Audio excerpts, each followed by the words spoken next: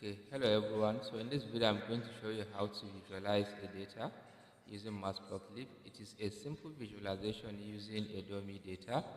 So this visualization is going to show you how many students are taking each course at Cutting Class Academy.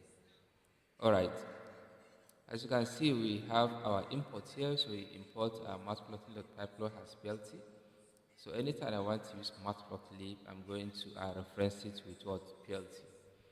Then we have our dummy data here where we have courses. So in this case, we have courses, Python, JavaScript, HTML, and artificial intelligence with the corresponding number of students. Python has 250, JavaScript 180, HTML 300, and AI 250. Alright, so now let's say you want to perform a simple visualization to see which of the course has the highest number of students or having the popularity. So you can do that by using, let me uncomment this. You can do that by using plt.bar. So we are going to plot a bar chart of the courses with respect to what students. Alright, so then we have our plt.show.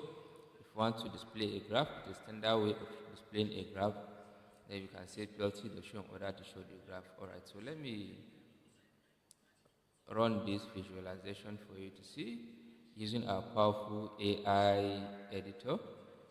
Alright, so now as you can see, now we have our graph plotted with the horizontal axis having the courses and then the vertical axis having the number of students. But if you look at this graph, it's totally plain, it has no title.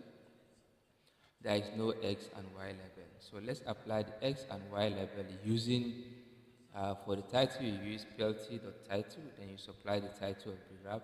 Then for the Y label, you use plt.Y label, and equally for the X label, you use plt.X label. So let's start with the title. So in the title, in this case, we have plt.title, then we supply the title of the graph.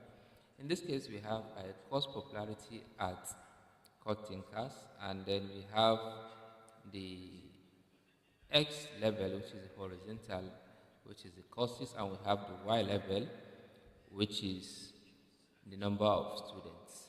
So now when I rerun this now, you're going to see a title X and Y level is going to be applied to the graph. Let me run it again. Okay, awesome. So now look at it now. Our graph is